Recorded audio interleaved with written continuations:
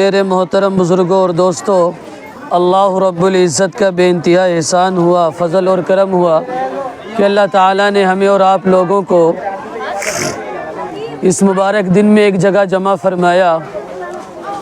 اور آج کی یہ تاریخ، یہ ہندوستان کی ایک الگ ہی تاریخ ہے۔ 15 اگست کو ہمارا ملک آزاد ہوا۔ اس سے پہلے ہمارا یہ ملک انگریزوں کی غلامی کرتا تھا۔ انہوں نے پورے طریقے سے اس ملک کے اوپر قبضہ کیا تھا، اور ہر طریقے سے ان لوگوں نے، انگریزوں نے مل کر کے اپنی فوج کے ساتھ ہندوستان کے عوام کو، مسلمانوں کو اور عورتوں کو، بچوں کو، سارے لوگوں کو غلام بنا لیا تھا۔ حالانکہ اگر تاریخ دیکھی جائے تو ہندوستان کے اندر انگریز بہت پہلے آیا، اور وہ تاریخ بچوں نے بتائی، بچوں کا پروگرام سنا گیا، ماشاءاللہ دل خوش ہو گیا جس انداز میں بچوں نے پروگرام پیش کیا ہے، چاہے ایکشن ترانہ ہو یا زبانی اسپیچ ہو، زبانی تقریریں ہوں۔ الحمدللہ بچوں نے ہر میدان کے اندر بہت ہی اچھا پروگرام پیش کیا۔ اس کے لیے میں مدرسے کے قاری صاحب دامت برکاتہم کو، اور ان بچوں کو، اور ان بچوں کے والدین کو، ان کے ماں باپ کو، محلے والوں کو، میں سارے لوگوں کو مبارکباد پیش کرتا ہوں کہ اللہ تعالیٰ ان سارے بچوں کی محنتوں کو قبول فرمائے، اور اللہ تعالیٰ ان بچوں کو عالم بعمل بنائے، اور ان کے ذریعے سے اللہ تعالیٰ پورے عالم اسلام کے اندر دین کی ہواؤں کو چلائے۔ خیر، میں مختصر تاریخ بتاتا ہوں، پھر اس کے بعد بات ختم کی جائے گی۔ جب ہندوستان کے اندر انگریز آیا اور اس نے اپنی شاطرانہ و عیارانہ چالوں سے یہاں کے مالک بن بیٹھے، جب باشندگان ہند پر طرح طرح کے ظلم و ستم کے پہاڑ توڑے جانے لگے، جب ہندوستانیوں کو غلام بنایا جانے لگا، جب ہندوستانیوں کے خون سے انہوں نے ندی اور نالوں کو لال کر دیا، تو ایسے نازک دور کے اندر جس شخص نے سب سے پہلے عالم بغاوت بلند کیا، وہ ہم سب کے سر کے تاج شاہ عبدالعزیز ابن ولی اللہ محدث دہلوی علیہ الرحمہ ہیں۔ یہ وہی مرد مجاہد درویش خدا ہے جس نے وقت سے بہت پہلے مسلمانوں کو نصب العین کا اعلان فرما دیا۔ شاہ صاحب علیہ الرحمہ نے جب انگریزوں کی ان حرکتوں کو دیکھا اور ان کی ان باتوں کو دیکھا، تو وہ یہ سمجھ گئے کہ انگریز اس ملک کے اندر مزدوری کرنے کے لیے نہیں آیا ہے، بلکہ انگریز کا منشا اور اس کا نظریہ صاف ہے، یہ تو اس ملک کے اوپر حکومت چاہتا ہے اور یہاں کی عوام کو غلام بنانا چاہتی ہے۔ شاہ صاحب علیہ الرحمہ نے بے باک انداز کے اندر یہ فتویٰ صادر کر دیا کہ ہر ہندوستان میں رہنے والے، چاہے مسلم ہو، نان مسلم ہو، سکھ ہو، عیسائی ہو، کوئی ہو، اگر وہ اپنی نسلوں کو بچانا چاہتا ہے اور اس ملک کو آزاد کرانا چاہتا ہے، تو ہم سب کو مل کر کے ایک پلیٹ فارم پر آ کر کے آواز اٹھانی پڑے گی، اور اپنے جان اور دل کو اور اپنے مال کو قربان کرنا پڑے گا۔ اگر آج ہم نے اپنی قربانیوں کو پیش نہیں کیا، اپنی جانوں کو پیش نہیں کیا، تو یہ ملک آزاد نہیں ہو سکتا ہے۔ چنانچہ 1857 کے اندر جنگ آزادی شروع ہوئی، اور حالانکہ اس سے پہلے بہت ساری جنگیں ہوئیں، طرح طرح کے محاذ بنائے گئے، طرح طرح کی کارگزاری سامنے رکھی گئی، لیکن اللہ بہتر جانے وہ سارے منصوبے ناکام ہو گئے اور ہماری بڑوں کی قربانیوں پر پانی پھر گیا۔ وہ کہتے ہیں نا کہ دیواروں کے بھی کان ہوتے ہیں، اپنوں کی غداری کی وجہ سے یہ ہندوستان آزاد ہوتے ہوتے رہ گیا۔ خیر، دوبارہ سن 1857 کے اندر یہ دور شروع ہوتا ہے، اور 2 محاذ بنائے جاتے ہیں۔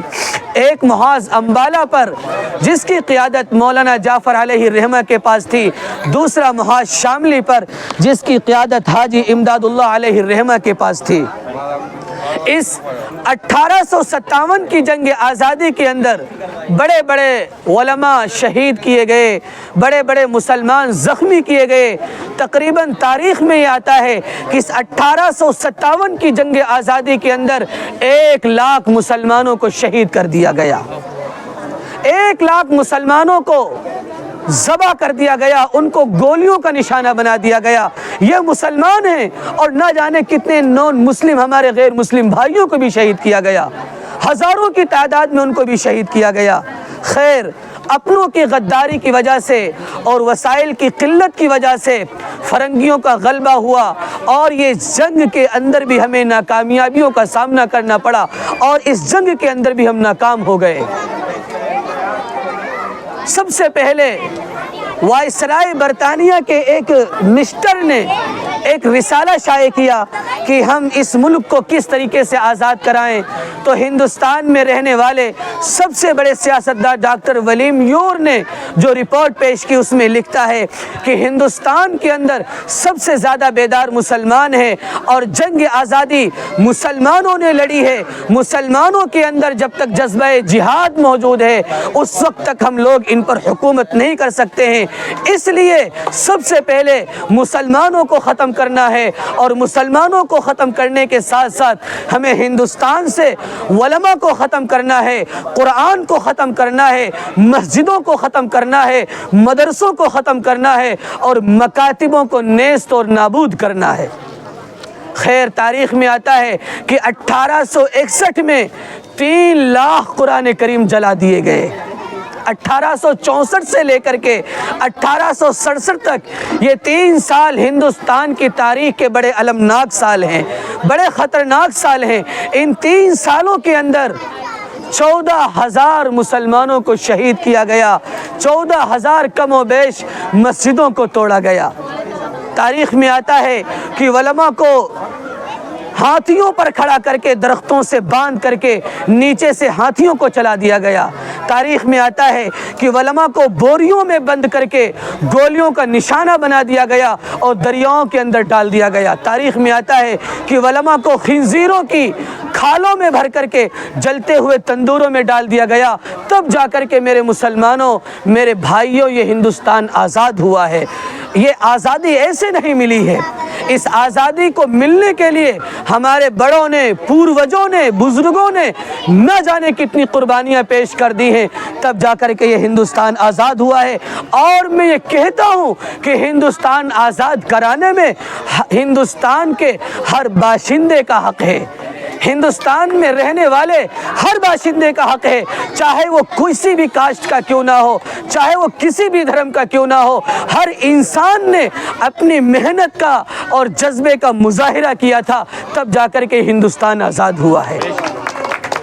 इसलिए मेरे मुसलमानों, मेरे भाइयों, हमें इस तारीख़ को सबके साथ मिल कर के मनाना चाहिए, प्यार और मोहब्बत का नगमा सुनाना चाहिए। वो आता नहीं है कि सारे जहां से अच्छा हिंदुस्तान हमारा, हम बुलबुलें हैं इसकी, ये गुलसता हमारा।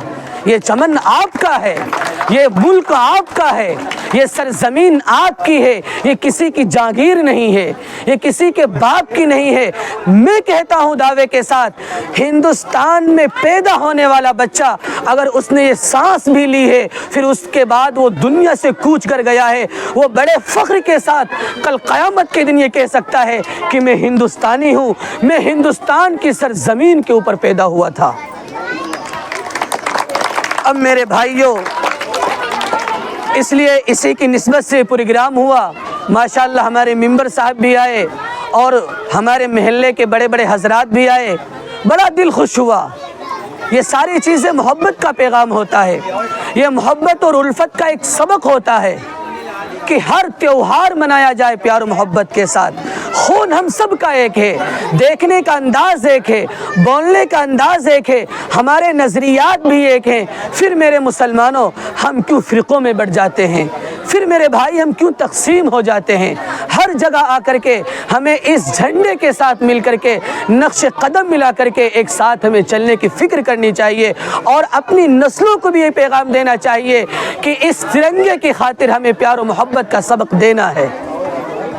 अब दूसरी चीज़ बड़ी मुख्तसरन है जो मैं अर्ज़ करना, फिर उसके बाद मैं बात को ख़त्म करता हूँ। सिर्फ 2 या 3 मिनट की बात है। जिस तरीक़े से बच्चों ने प्रोग्राम पेश किया और इनके पेरेंट्स भी यहाँ तशरीफ़ लाए بہت سے بچوں کا پروگرام رہ گیا ہے، وہ بچے پروگرام پیش کریں گے۔ دیکھو ہم سب کو معلوم ہے کہ ہم بھی اسکول اور مدرسے کے اندر پڑھے ہوئے ہیں، جب کوئی بھی بندہ پڑھاتا ہے اور سامنے والا پڑھتا ہے تو بڑی محنت کرنی پڑتی ہے، اس کے سامنے دن اور رات ایک کرنا پڑتا ہے۔ کیوں؟ اس لیے کہ یہ ہم سب کی امانت ہے، یہ بچے، یہ نسلیں ہماری امانت ہیں۔ اگر ان کے پاس صحیح علم نہ جائے، صحیح درس نہ جائے، صحیح نالج ان کے سامنے نہ جائے تو میرے مسلمانوں اور میرے بھائیوں، یہ آگے چل کر کے یہ آنے والی نسلوں کو کیا پیغام دیں گے؟ اس لیے تاریخ بھی صحیح بتائی جائے، علم بھی صحیح پڑھایا جائے، اور ان کو تاریخ کے ساتھ ساتھ جو بھی ان کو سبق دیا جائے قرآن و حدیث کا، وہ بھی صحیح پڑھایا جائے۔ اب یہ شروع سے مسئلہ چلتا ہوا آیا ہے کہ مدرسے اور مسجدیں یہ سب ہم سب کے تعاون کے ساتھ چلتی ہیں، ہم سب کے فکرات کے ساتھ چلتی ہیں، توجہات کے ساتھ چلتی ہیں، ہمارے تعاون اور مدد کے ساتھ چلتی ہیں۔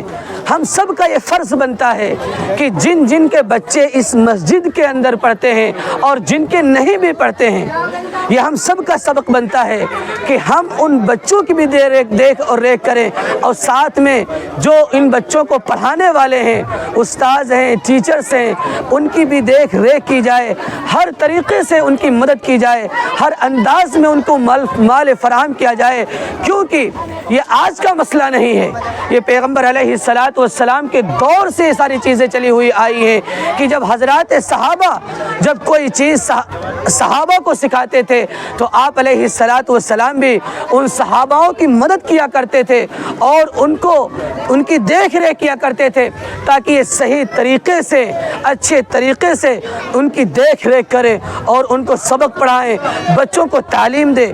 اس لیے میں سمجھتا ہوں کہ ہم سب کا فریضہ بنتا ہے کہ ان قاری صاحب دامت برکاتہم کی حوصلہ افزائی کی جائے، ہر طریقے سے ان کا تعاون کیا جائے، اور ان کے شانے بشانے کھڑے ہو کر کے ہر طریقے سے ان کی مدد بھی کی جائے، خیر اور خیریت بھی معلوم کی جائے، بچوں کی تعلیم کے بارے بھی معلوم کیا جائے کہ بچوں کی تعلیم کس طریقے سے مضبوط کرنی ہے۔ یہ سارے چیزیں آپ کے مشورے سے ہوں گی۔ جب آپ ان کے کانٹیکٹ میں رہیں گے اور ان سے تعلق بنائیں گے، ان سے مشورہ کریں گے، تو الحمدللہ یہ آپ کو بہتر سے بہتر باتیں بھی فراہم کریں گے، اور اس فراہم کے ذریعے سے ہماری اور آپ کی نسلیں انشاءاللہ کامیاب ہو جائیں گی۔ تو عمل کریں گے بھائی انشاءاللہ۔ اللہ تعالیٰ کہنے سننے سے زیادہ عمل کی توفیق عطا فرمائے۔